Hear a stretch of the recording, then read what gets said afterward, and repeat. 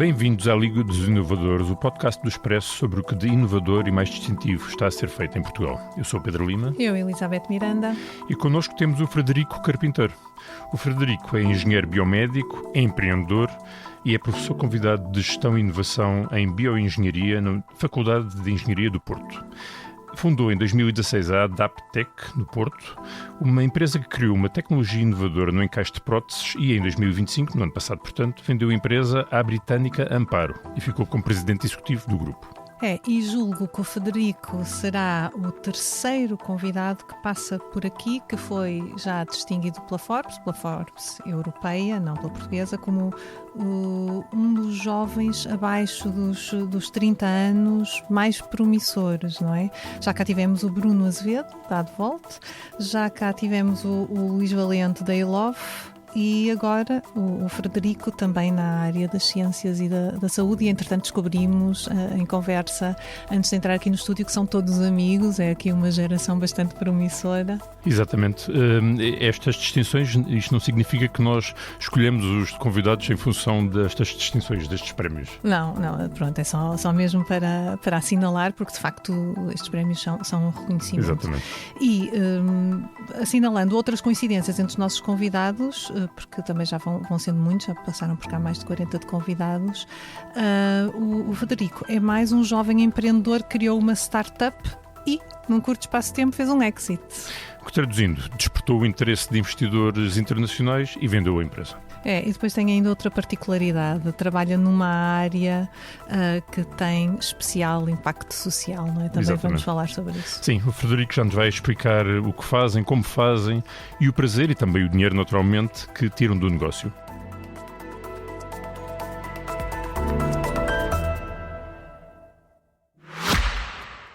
Se gosta de ouvir podcasts, conheça a oferta que o Expresso tem para si. Da política à economia, ciência e cultura, passando pelo desporto. Entrevistas marcantes, análises e perspectivas que fazem a diferença. Ouça em expresso.pt e nas principais plataformas de podcast. Expresso. Liberdade para pensar. Frederico, seja muito bem-vindo à Liga dos Inovadores. Muito obrigado pelo convite, é um prazer estar aqui. Obrigado. Frederico, se rebobinarmos e voltarmos ao início deste episódio da Liga dos Inovadores, que som foi aquele que ouvimos na introdução? Aquilo, no fundo, é o som das nossas prensas a funcionar quando fazemos o encaixe que nós vendemos, que vai pré-moldado com uma forma cónica. Pronto, aquele é o som que a prensa faz a prensar o plástico para ter a forma em que nós entregamos aos nossos clientes. Pronto. Começando então pelo início, antes de irmos exatamente às vossas inovações, qual é a importância do encaixe numa prótese? O que é isto de um encaixe?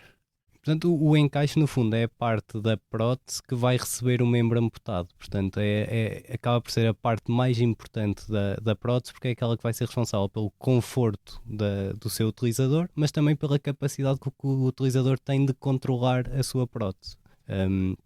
Pronto, no nosso caso específico, nós focamos em membros inferiores e estamos sempre a falar aqui de pessoas que não têm parte do membro inferior, não é? Estamos a substituir o membro inferior, no nosso caso, portanto, estamos a falar de próteses externas. Pronto, e o encaixe, no fundo, é essa parte crítica da prótese. Portanto, estamos a falar de pessoas que têm problemas, que tiveram problemas na perna, o pé também fazem para o pé especificamente? Sim, o nosso foco é mais na perna, principalmente, pronto, porque é um encaixe, neste momento os que temos no mercado são próteses abaixo do joelho, tanto para prótese da perna, mas estamos também agora a lançar a versão acima do joelho, portanto mais porque tem necessidades diferentes, não por causa do tamanho, mas por causa da técnica que é usada para fazer a adaptação do encaixe ao membro residual. E, portanto, o encaixe é fundamental para que a prótese fique bem no doente. Exatamente, sim. E o encaixe é a única parte da prótese que é feita de raiz para cada indivíduo. Portanto, as próteses são feitas no que nós chamamos numa ortopedia, numa clínica ortoprotésica, por um ortoprotésico, portanto, uma pessoa que tem formação específica para construir dispositivos protésicos.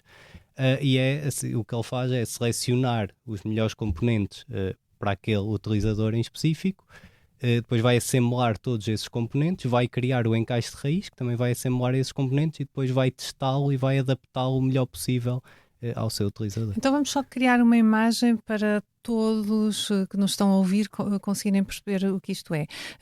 Uma perna, imaginemos que não tenho a perna do joelho para baixo. A prótese é a parte metálica, não é? De titânio, que a prótese vai ao chão. vai ser tudo, no fundo. Portanto, toda a estrutura que vier substituir aquilo que se perdeu é a prótese, no fundo. Portanto, vai ter o encaixe, que é a primeira parte que vai receber o membro residual lá dentro. Depois a seguir vai ter a suspensão, porque é o que vai garantir que a prótese fica presa ao utilizador, digamos assim. Depois vai ter os adaptadores para levar o resto dos componentes. Vai ter o pylon, que no fundo é o tubo metálico que vai dar a altura à prótese. Depois pode ou não ter o tornozelo e depois vai ter o pé. Portanto, e todos estes componentes têm uma variabilidade enorme de complexidade e de tipos e tudo mais. E o vosso encaixe é assim uma espécie de cone que liga à perna e que liga também depois ao resto dos componentes, portanto à parte metálica, não é? Sim, exatamente, sim. Como é que se prende o cone à perna? Há vários tipos de suspensão. Tipicamente os 3 principais tipos de suspensão é a suspensão por pino. Portanto, o utilizador de prótese tipicamente, não em todos os casos, mas tipicamente usa o chamado liner, que no fundo é uma meia de silicone que vai usar à volta do membro residual. E se for um encaixe por pino, essa meia de silicone vai ter uma espécie de um parafuso no final, e esse parafuso vai entrar numa rosca que está presa no encaixe e vai ser preso fisicamente. Ou então pode ser um encaixe de sucção, em que no fundo vai haver um vácuo passivo, não é? Vai haver umas membranas à volta desse liner que quando a pessoa coloca a prótese vão estancar o ar e esse facto do ar não sair vai garantir a suspensão da prótese. Ou então pode ser por vácuo, e aí estamos a falar que existe uma bomba de vácuo ativa ou passiva que vai constantemente tirar o ar dessa interface para garantir que a prótese fica presa ao utilizador. Esses são assim os 3 principais, depois há outras variantes. Poderá no limite haver um encaixe e uma prótese específica para cada pessoa? Sim, personalizada? Sim, a grande dificuldade desta área é essa. As próteses são sempre personalizadas para o seu utilizador, portanto têm que ser sempre feitas por medida para cada indivíduo. O que é um trabalho bastante difícil, especialmente a parte do encaixe. E muito mais quando neste momento, em mais de 90% dos casos, né, usando o método tradicional, que funciona à base de começar por tirar um molde de gesso do membro residual, depois encher esse molde de gesso com gesso para fazer um positivo, fazer as retificações desse positivo com base nas medidas que foram tiradas do membro residual, depois fazer um encaixe temporário com base nesse molde, testar na pessoa, voltar o processo todo. Portanto, acaba por ser um processo de tentativa e erro. E é um processo que leva muito tempo, portanto, que leva 4 a 7 visitas no mínimo destas pessoas a uma destas clínicas, uma destas ortopedias, que leva mais de 40 horas de trabalho e que demora semanas a entregar. Portanto, e ao longo destas semanas, o membro residual sofre modificações, sempre que é necessário ajustar é muito difícil, portanto, se o ajuste for muito grande, não é possível ter que se voltar ao processo todo ao início, portanto isto tem um impacto enorme na vida destes utilizadores e é muito difícil para os clínicos de fazer, porque eles estão a fazer isso com base no conhecimento deles e com base nesta tentativa e erro e com base no feedback que o paciente é capaz de dar, e muitas vezes há pacientes que conseguem dar um bom feedback, há pacientes que não conseguem, seja por dificuldade em comunicar o que estão a sentir, seja porque têm mesmo limitações nervosas no membro residual que não lhes permitem sentir de forma correta aquilo que está a acontecer. Membro residual podemos traduzir em a parte da perna que ficou, não é? Exatamente. Sim, o coto, portanto seria no fundo o termo, mas tipicamente o membro residual é o termo correto. Então vamos às vossas inovações. Vocês entram aqui precisamente para tentar encurtar o tempo que demora entre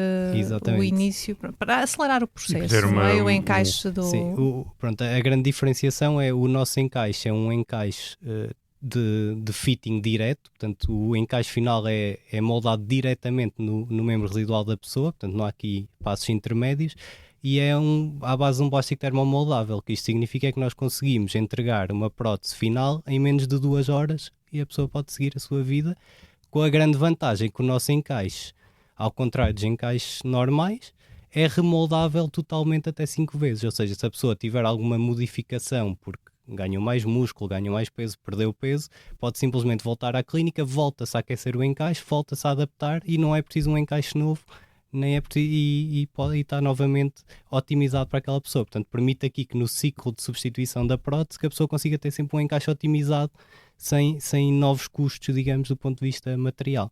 Isto também tem um impacto enorme porque o nosso encaixe, a única coisa que precisa para ser adaptada à pessoa, para ser ajustada à pessoa, é a eletricidade. Pronto, podemos funcionar dentro de uma clínica normal, mas também temos o nosso kit portátil, que cabe todo dentro de uma mala com rodas, e que desde que haja eletricidade permite que fazer uma prótese em qualquer lado no mundo, e nós temos casos de ter feito em cenários muito complicados, como por exemplo é a única tecnologia de prótese a ser neste momento usada em Gaza. Portanto temos mais de 600 pessoas que já foram já usam os nossos encaixes, ou que já foram adaptados aos nossos encaixes em Gaza. Temos também soldados na Ucrânia que já foram adaptados com os nossos encaixes.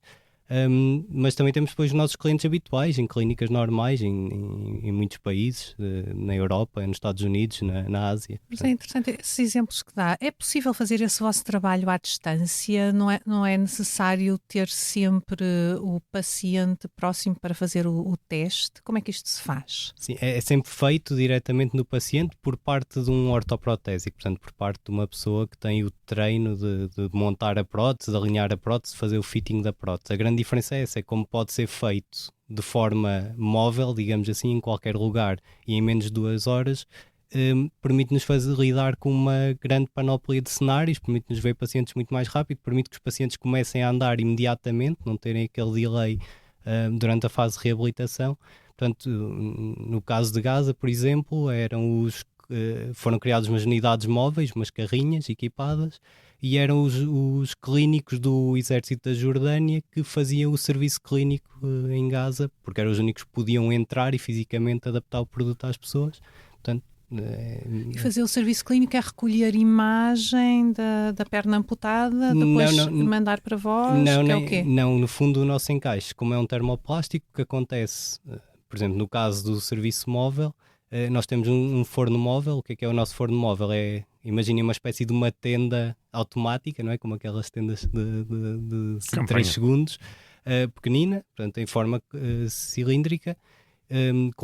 Temos um suporte, o encaixe, o nosso cone é colocado nesse suporte, põe-se a tenda por cima, põe-se uma pistola de calor, espera-se 10 minutos, quando se tirar o encaixe ele está perfeitamente moldável, conseguimos alargá-lo com as mãos, cortá-lo com uma tesoura normal. Portanto vamos fazer isso diretamente, vamos cortar o excesso, vamos colocá-lo no membro da pessoa, vamos ajustá-lo com as mãos à forma do membro da pessoa. Depois temos uma pequena bomba de vácuo portátil que vai tirar o vácuo só para garantir que o encaixe encosta no membro em toda a sua forma. Pronto, depois a partir daí fazemos a finalização e durante ali temos ali cerca de 15, 20 minutos para trabalhar o encaixe, em que ele está numa temperatura de trabalho. Pronto, depois a seguir monta-se o resto da prótese e está feito. Portanto, ele é tão simples quanto isso, na realidade. Parece instantâneo. Isso tudo substitui os tais moldes que Exatamente, fazem substitui parte todas aquelas visitas, todos aqueles passos, todas aquelas horas de trabalho que são necessárias no atual processo. E em qualquer situação, ou pode haver assim algumas mais complicadas que possam demorar mais tempo? Isso é o padrão... Sim, às vezes pode haver situações que têm formas mais difíceis ou zonas de sensibilidade. Portanto, isto depois depende tudo também da experiência de quem está a fazer o ajuste, porque durante a preparação do membro, antes de fazer o ajuste, é preciso colocar espaçadores nas zonas sensíveis, que não se quer tanta pressão, é preciso saber onde é que se quer pôr mais pressão, porque todos os membros residuais são diferentes, todos os membros residuais vão ter sensibilidades diferentes. E, portanto, há casos em que às vezes é preciso remoldar várias vezes, mas também aí a vantagem do nosso encaixe, que não é trabalho deitado para o lixo, como seria no encaixe tradicional. Podem simplesmente voltar a aquecer exatamente o mesmo encaixe e tentar novamente até a pessoa realmente se sentir confortável. Mas que materiais de que materiais é que é feito o encaixe? Portanto, o nosso encaixe é um termoplástico proprietário, portanto é uma formulação de plástico que foi desenvolvida pelo nosso CTO, pelo Wes, misturada com têxtil e reforçada com Kevlar. Portanto é uma combinação assim de vários componentes que nos permite ter estas propriedades de ficar a uma certa temperatura, ficar maleável o suficiente para poder ser trabalhado, mas quando endurece, ficar duro o suficiente para aguentar a carga e toda a necessidade de uma pessoa. E mesmo assim, portanto, moldável, caso seja necessário fazer quando é necessário, alterações. Aquece novamente a essa temperatura que permite, pronto, e depois é aí que é o balanço difícil, porque tem que ser uma temperatura alta o suficiente que não seja atingida facilmente no uso diário, mas também não tão alta que vá queimar a pessoa quando se está a fazer esse fitting. Portanto, daí que toda esta composição tenha sido bastante difícil de chegar para conseguir essas propriedades. E o Frederico falou em 5, que poderia haver até 5 alterações, digamos, tem a ver com o material. Se for remoldar completamente, portanto, se for fazer alterações locais, pode simplesmente aplicar-se calor localmente numa zona e isso pode fazer às vezes se for preciso. Agora, quando estamos a remoldar totalmente, o que é que acontece? O plástico tem uma certa espessura, cada vez que vamos esticá-lo ele está a ficar mais fino, portanto a partir de um certo momento nós não podemos garantir que vá ter as propriedades mecânicas necessárias para ser seguro a sua utilização. Não quer dizer que não pudesse ser utilizado mais vezes. Um encaixe para uma criança em Gaza é semelhante ao encaixe para um soldado na Ucrânia ou tem especificidades às quais vocês também atendem? Sim, é assim, aqui entram duas questões diferentes. Uma é, os encaixes que nós vendemos são os mesmos em todo o mundo, portanto o que nós usamos em contexto humanitário, digamos, ou o que usamos numa clínica de topo na Alemanha ou em Itália ou onde for, são exatamente os mesmos, porque nós acreditamos que o nível de cuidados deve ser o mesmo independentemente de onde é que a pessoa está ou de qual é o seu contexto e deve ser adequado àquilo que são as necessidades das pessoas. E uma das coisas que nós verificámos, por exemplo, em Gaza, e isso não teve a ver com o nosso encaixe, teve mais a ver com o resto dos componentes que nós fornecíamos também, foi que, pronto, só aqui para dar um bocadinho de contexto, um utilizador de prótese tipicamente é classificado de acordo com o seu nível de funcionalidade. Uma das escalas usadas é o K-Level, portanto que vai desde K0 a K4, em que uma pessoa de K0 não anda e uma pessoa de K4 é como um atleta paralímpico, consegue fazer tudo. Quando fomos para Gaza, a maior parte das pessoas andam ali no K1, K2, potencialmente K3. Quando foi para Gaza, escolheram os componentes K2, são componentes mais acessíveis e cumprem perfeitamente a função. E que é muito usado também aqui nas clínicas, em qualquer lado.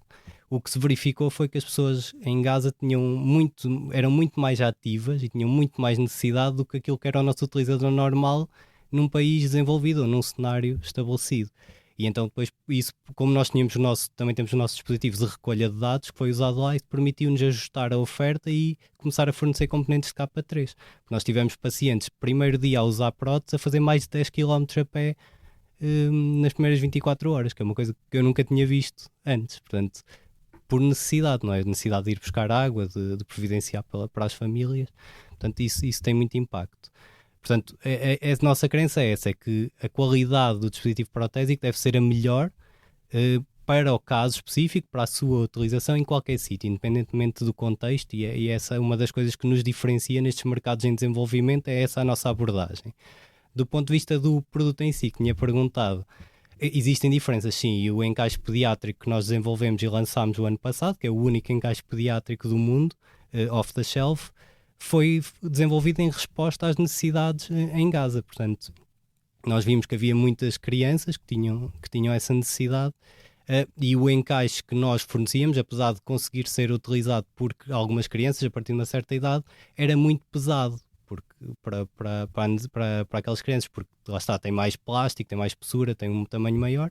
E então nós conseguimos ajustar isso, portanto, e conseguimos criar um encaixe mais ajustado que cumpra as necessidades daquele público-alvo. Também depois o nosso encaixe tem uma última camada têxtil que pode ser customizável ou que tem padrões diferentes, e isso também nos permitiu na gama pediátrica usar aqui uns padrões diferentes, tentar fazer com que seja mais apelativo, mais facilmente aceito por uma criança, mais divertido do que aquilo que são os padrões normais que um adulto usaria, para tentar também aqui que a experiência não seja tão má como já é à partida, passar por aquilo. Exatamente. Frederico, estava aí a dar o exemplo do encaixe que permitiu em Gaza que as pessoas fizessem logo 10 km para irem buscar água. E faz pensar, um amputado pode passar a ter uma vida normal rapidamente? Sim. Portanto, o que nós temos visto e mesmo trabalhando com os principais clientes com quem trabalhamos é que quanto mais cedo uma pessoa tiver a prótese pós-amputação, melhor. Porque mais cedo começa a reabilitar, mais cedo os tecidos começam a ter a sua conformação final, digamos, porque naqueles primeiros meses ou ano existe uma redução brutal do volume por causa da nova conformação dos músculos, portanto é uma coisa natural.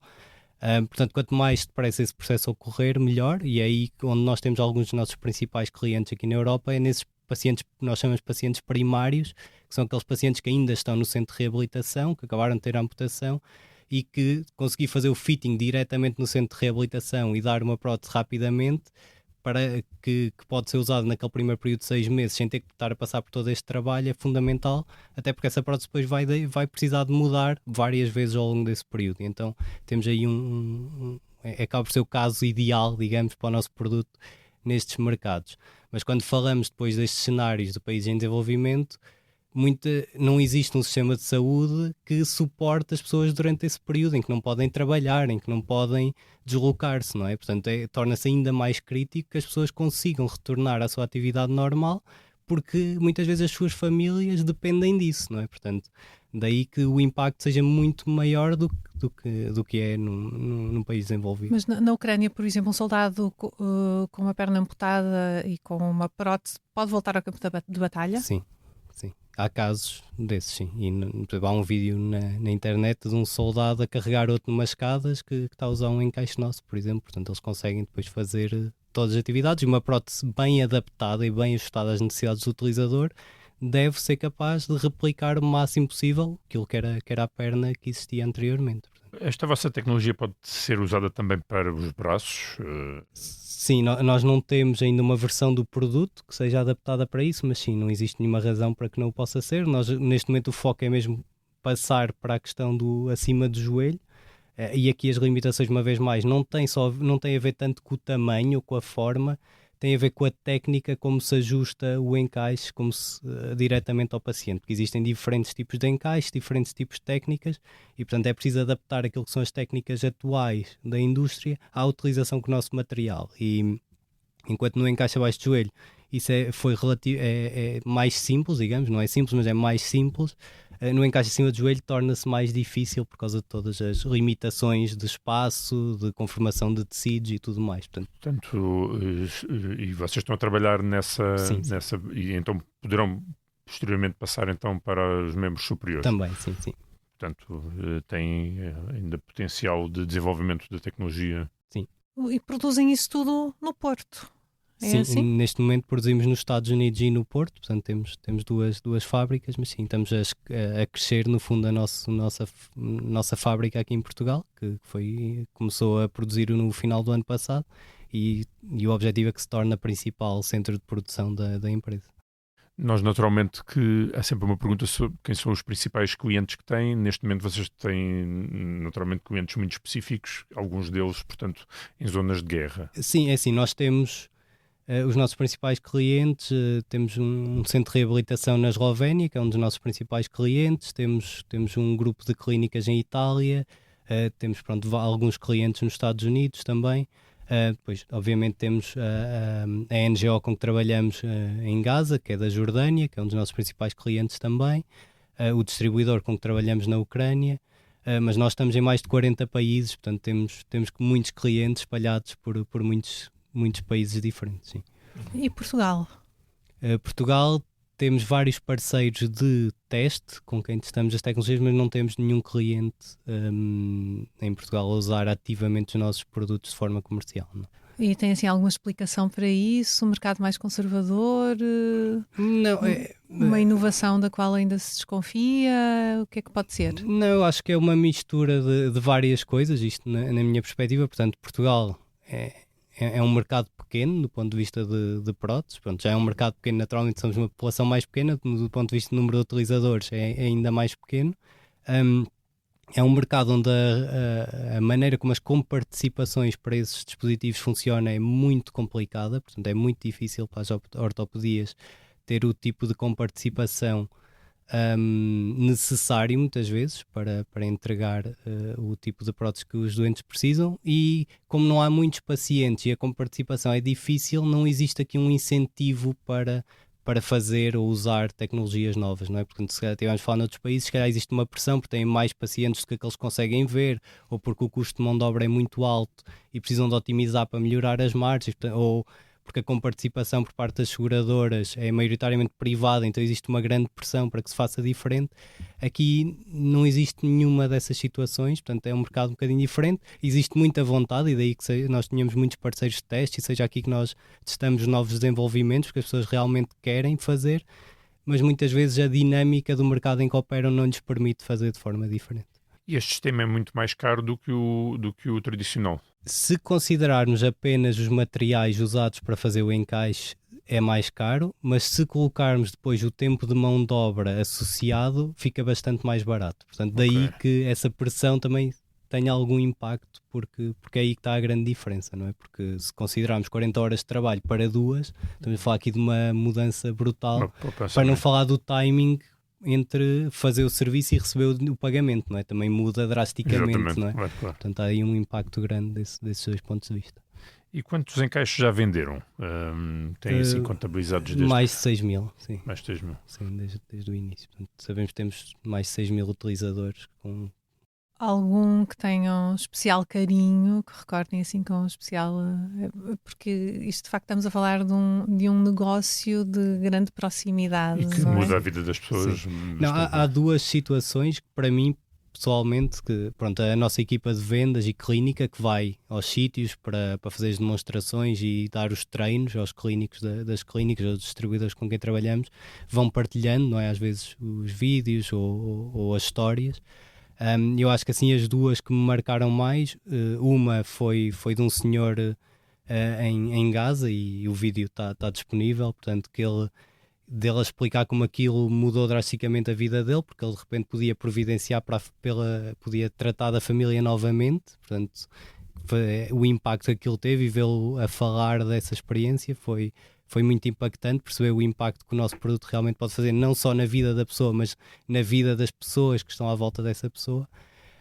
E o outro foi num dos últimos treinos que fizemos no Senegal, com o encaixe pediátrico, ver um menino logo após ter sido feito o fitting da prótese a correr com a irmã pela primeira vez em meses e a rirem-se à gargalhada.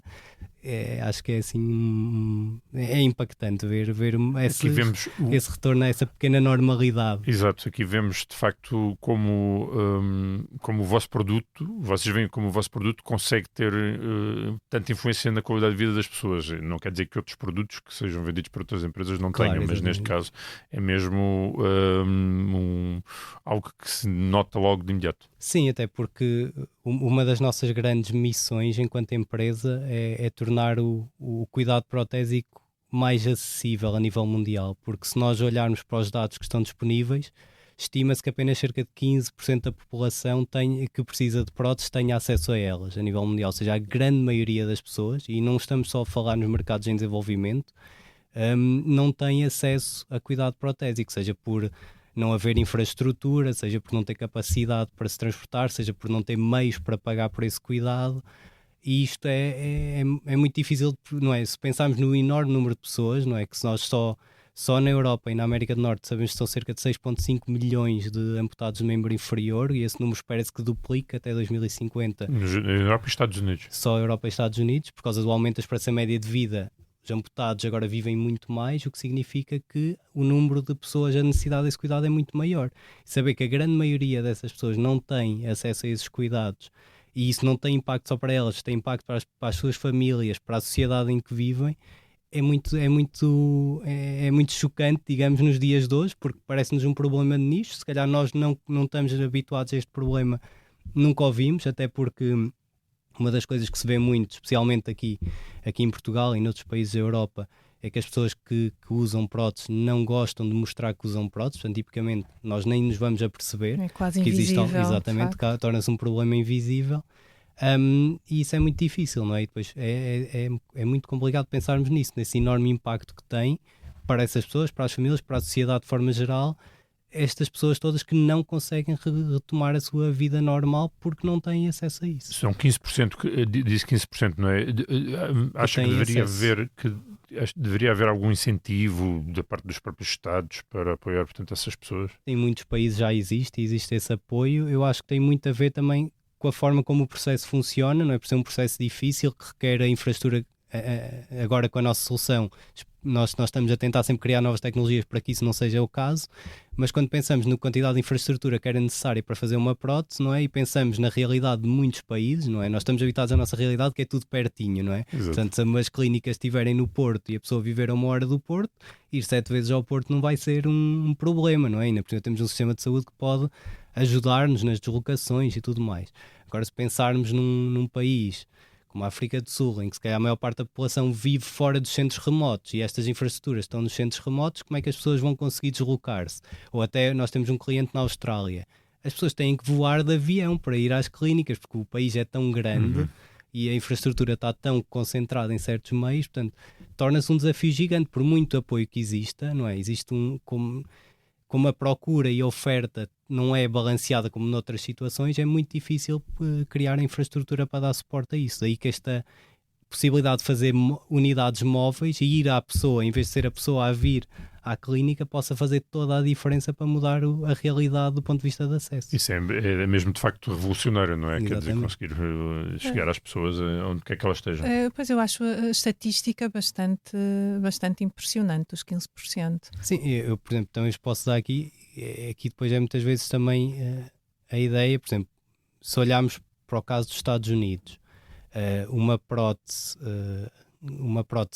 acima do joelho, para falarmos de um caso mais complexo que tem mais componentes, uma prótese acima do joelho, se for uma prótese simples de K2 com joelho mecânico, vai custar se calhar $15.000 uma prótese. Se for uma prótese com joelho de microprocessador, vai custar $50-60 mil. E é uma coisa que tem que ser substituída a cada 3-4 anos. Portanto, é um investimento brutal, que a pessoa não vai conseguir quase nunca pagar do seu próprio bolso, mas também não vai haver muitas seguradoras ou muitos sistemas de saúde que consigam suportar esse nível de custos. Claro que depois isto é ajustado e há países onde os preços são completamente diferentes, mas vai ser sempre um cuidado bastante caro, tendo em conta se calhar o que estamos habituados para outro tipo de cuidados de saúde, não é? Quase como ter que manter um carro, não é?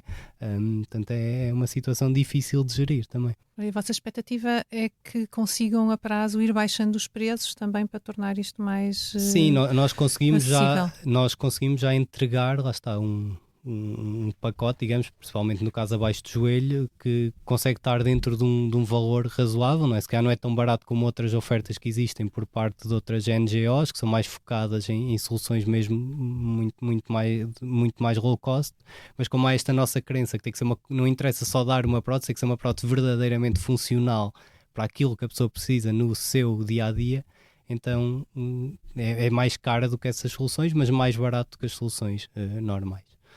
Frederico, e como é que surgiu esta ideia? Como é que nasceu tudo isto?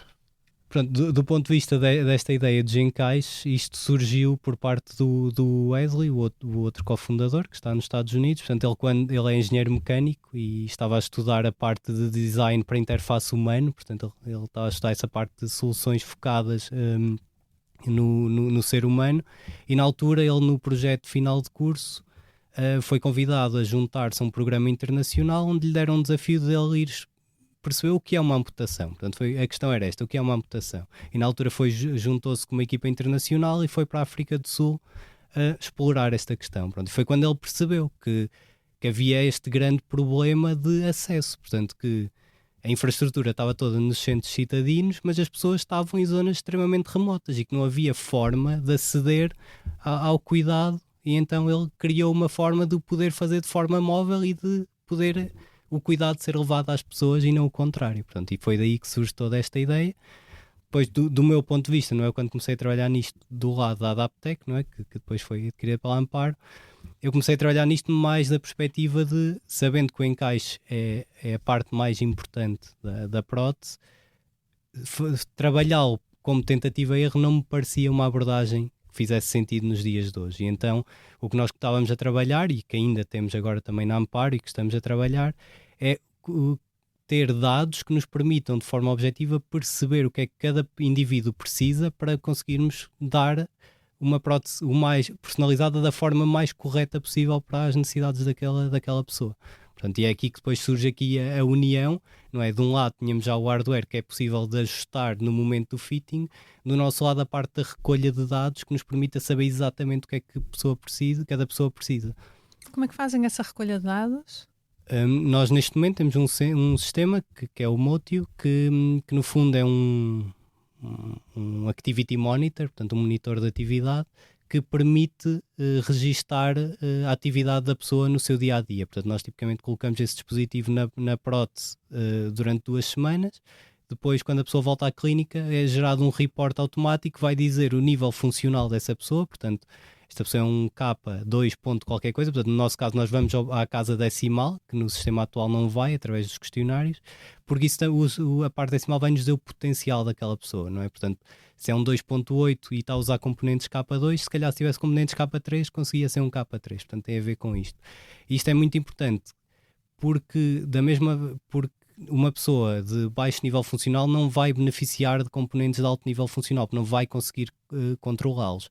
Assim como uma pessoa de alto nível potencial vai ficar limitada por componentes de baixo nível funcional, não é? Portanto, usando a analogia dos carros, se a única coisa que nós precisamos de um carro é para ir de casa ao supermercado que fica a 500 metros, não faz sentido termos um Ferrari, não é? Portanto, é um bocadinho isso, é tentar fazer aqui o match entre as necessidades do utilizador e aquilo que é a sua prótese, no fundo. Portanto, vão sempre acompanhando os utilizadores ao longo do tempo. Exatamente, sim. E aqui o nosso objetivo a longo prazo é embeber esta tecnologia de forma permanente na prótese para que passe a ser monitorização remota e contínua. Isso possa ser, em vez do cuidado atual, que é um cuidado reativo, que possa haver um cuidado proativo e remoto, ou seja, que a própria prótese consiga avisar o clínico que acompanha a pessoa quando há uma mudança de atividade, quando há uma mudança de fitting, para o clínico saber, ok, eu preciso ver este paciente antes que isto fique pior. Porque o que acontece a maior parte das vezes é que as pessoas que utilizam próteses só quando vão à clínica já estão com feridas, já estão com úlceras, vão ter que parar de usar a prótese, vão ter que voltar o processo todo ao início. Portanto, conseguir ter este cuidado proativo também se torna fundamental. Daí que a nossa ideia seja tornar os nossos encaixes inteligentes, no fundo. É um bocado o caminho que queremos fazer também para o futuro. Frederico, voltando aqui um bocadinho à sua história, é mais um engenheiro que passa por cá, mais um da Faculdade de Engenharia do Porto, que saíram vários engenheiros que, a partir das suas teses de doutoramento ou de mestrado, acabaram por criar empresas. No seu caso, já teve um exit, não é? O que no mundo das startups chamam o exit. O que é que mudou com a entrada da empresa americana? É essa ambição de expansão? Sim, eu acho americana, inglesa, sim, aliás, não é? Eu acho que a grande diferença foi nós éramos uma empresa muito focada em R&D, portanto em inovação e desenvolvimento, focada na parte de dados, e que nunca tínhamos conseguido realmente ter uma comercialização daquilo que era o nosso trabalho, o nosso desenvolvimento. E eu acho que o que a Amparo nos veio dar foi essa plataforma comercial, de conseguir ter essa comercialização e a plataforma de onde embeber as tecnologias que nós desenvolvemos para que possam realmente ter um impacto no mundo real e chegar ao utilizador. Portanto, acho que essa foi a grande diferença, foi que nós comercialmente nunca tínhamos conseguido ter esse sucesso, tínhamos tido muito sucesso do ponto de vista de engenharia e design, tínhamos imensos prémios e imenso reconhecimento, mas do ponto de vista comercial nunca tínhamos tido essa adoção.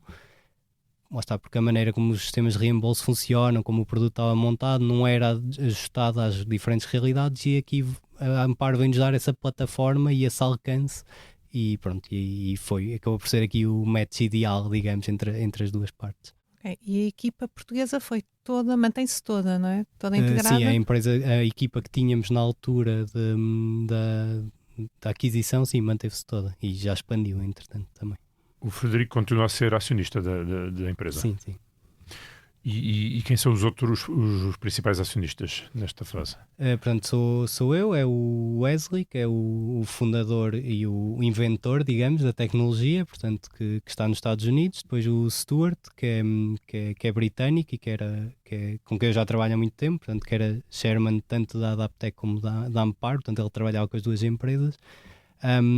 E depois temos agora dois novos, temos muitos indivíduos que nos apoiaram ao longo da jornada da empresa, muitas pessoas que acreditavam na tecnologia, em nós, e que quiseram ajudar-nos a ter esse impacto real no mundo. Portanto, temos muitos indivíduos, né, que nos ajudaram e que investiram na empresa.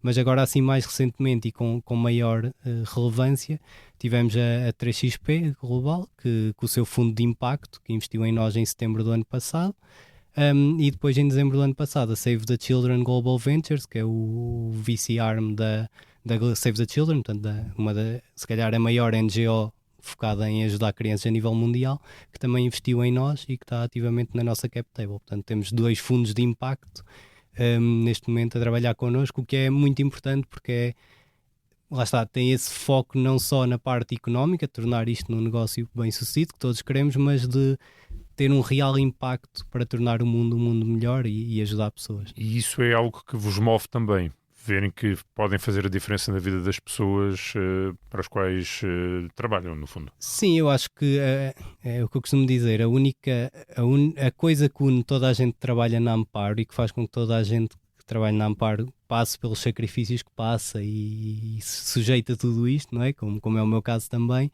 é essa missão e essa vontade de ter um impacto real na vida de alguém e de ajudar alguém e de saber que podemos ajudar e que podemos melhorar a vida de uma pessoa e das pessoas que estão à sua volta através das nossas tecnologias. Portanto, acho que se não fosse isso, acho que a maior parte, acho que nenhum de nós provavelmente estaria a trabalhar para a Amparo. Acho que isso é realmente aquilo que nos une.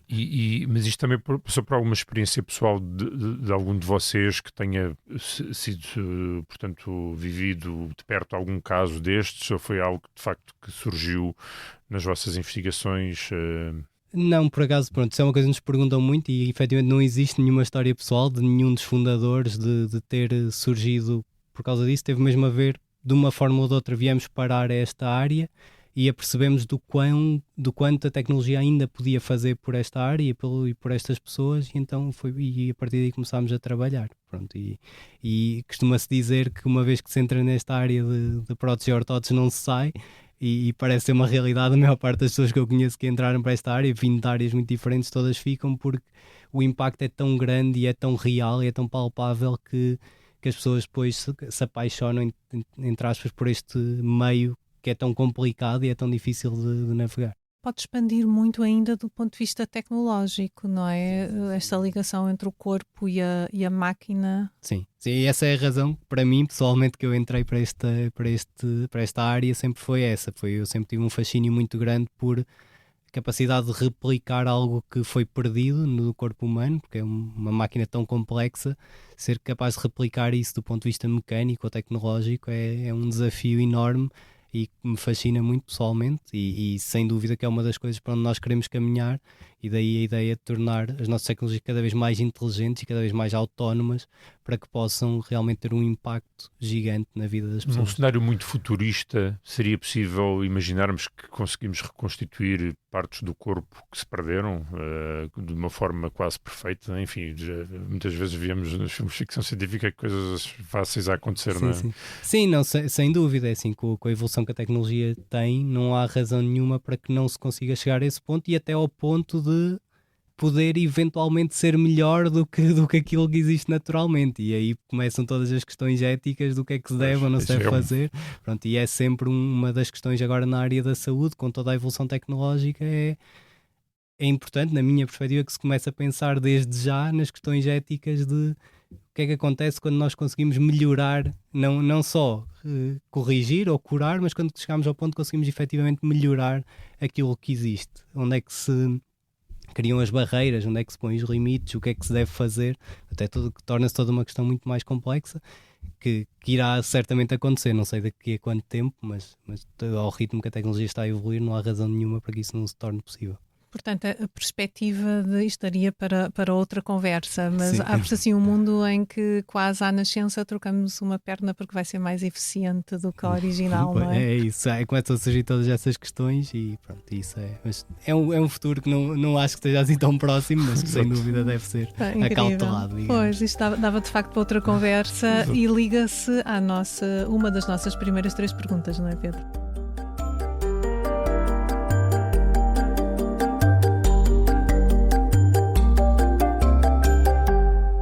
Exatamente, nós temos sempre 3 perguntas que colocamos aos nossos convidados, e a primeira é precisamente de que inovação gostaria de estar a falar daqui a 5 anos. Como eu disse, uma das coisas que nós estamos a trabalhar é a parte de tornar os nossos encaixes mais inteligentes, e aquilo que é um dos nossos grandes objetivos é criar o primeiro encaixe biónico do mundo. Portanto, um encaixe que não só é ajustável no momento do fitting, mas que em tempo real está constantemente a ajustar a sua forma e a sua rigidez à necessidade e à atividade que a pessoa está a realizar em tempo real, de forma autónoma. Portanto, isso é algo que nós estamos a trabalhar e que eu gostava que daqui a 5 anos já estivesse no mercado.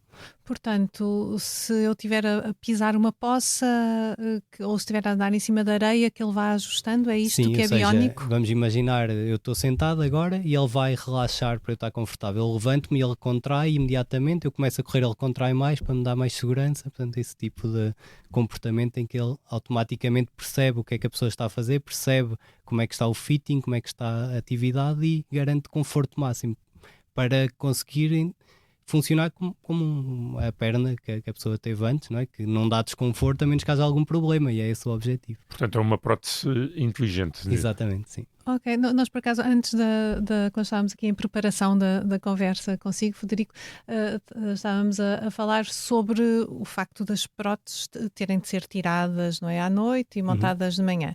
Nesse cenário que está a descrever, poderíamos no limite dormir com a prótese na cama? Não faz sentido, não é? Sim, acho que seria sempre mais desconfortável pelo peso Claro, do resto dos componentes e digamos, se um dia chegarmos ao ponto dos materiais também serem confortáveis e replicarem a textura e o peso e tudo mais, porque não é? Mas neste momento seria mesmo do ponto de vista funcional durante o dia dar essa garantia, porque se imaginarmos isso, não é? Que neste momento tem que ser um pensamento consciente, colocar a prótese ou tirar a prótese ou ajustar é muito complicado, não é? Nós não pensamos quando nos vamos levantar do sofá que precisamos de fazer alguma coisa, levantamos-nos e vamos, não é?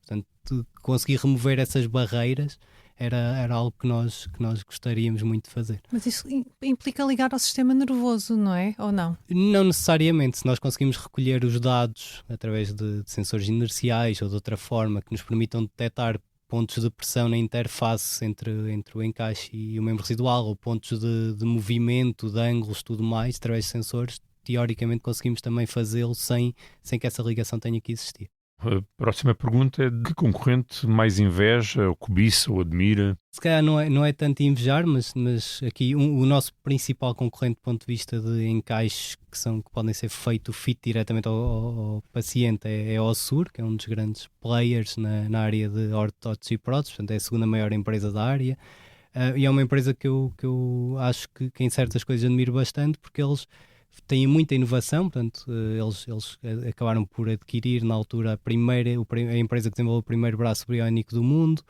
fizeram um ótimo trabalho de branding com isso, melhorar o produto. Portanto, acho que eles realmente têm uma colocação dos seus produtos e um desenvolvimento de produtos muito interessante e um alcance, digamos, uma dimensão brutal que realmente eu gostava um dia de poder atingir. Quem sabe? E, por fim, o gestor que mais admira? Eu acho que um dos gestores que eu mais admiro é o Ed Catmull, da Pixar, porque acho que foi um engenheiro que começou na parte de Computer Science e que depois moveu mais para a parte de gestão, e que conseguiu criar aqui uma empresa num meio que era totalmente dominado por outra empresa, no caso da animação, e através de construindo uma cultura interna completamente diferente, fazer tantos filmes icónicos que todos nós relembramos da nossa infância e que vieram fazer concorrência à Disney, que era um gigante na altura. Portanto, acho que a maneira como ele passou desta parte da engenharia, digamos, ou da ciência para a parte de gestão e conseguiu criar essa cultura que fomentava a criatividade e inovação a um nível máximo, é algo que eu acho bastante fascinante. Muito bem, Frederico, muito obrigado por ter vindo à Liga dos Inovadores. Ficamos por aqui então. Eu sou o Pedro Lima. Eu, Elizabeth Miranda. Em estúdio connosco temos a Salomé Rita no apoio à gravação e também no apoio à edição, e a sonoplastia é do Hugo Oliveira. Contamos ainda com o apoio do ex-ministro da Economia António Costa Silva e dos professores Isabel Rocha e Ricardo Paes Mamed, que são os nossos curadores. A fotografia é de Nuno Fox e a capa de Tiago Pereira Santos. A coordenação de Joana Beleza e Miguel Prado, a direção de João Vieira Pereira. Siga e subscreva a Liga dos Inovadores na sua plataforma preferida ou em expresso.pt.